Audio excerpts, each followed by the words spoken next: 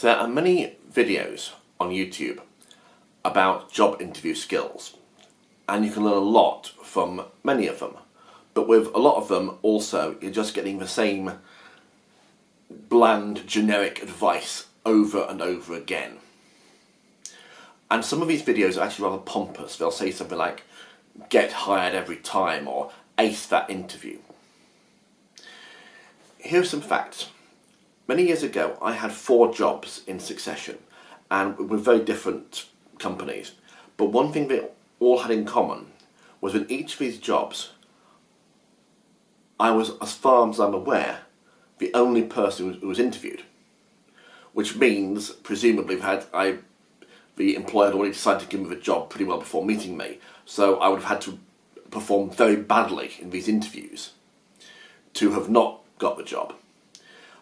Also, many years ago I had a job interview booked and I couldn't go for it. So I phoned the company and told them I wasn't going to be able to turn up. And the young woman who answered the phone said that the vacancy had already been filled, which astonished me. And I asked, what if I'd turned up for the interview? And she said, we would still have interviewed you. So the situation is that had I turned up for the interview, they would have interviewed me for a job which had already gone. And I've had zero chance of getting that job, regardless of how well I performed. And there have been times since then, not very often, but a couple of times since then, when I've been in job interviews, and I've had a distinct feeling that I was just there to make up the numbers, and they already decided that someone else was going to get the job. So this is basically just an introduction to a subject of job interview skills, and the critical thing is that a lot depends in interviews on the situation that's outside your control.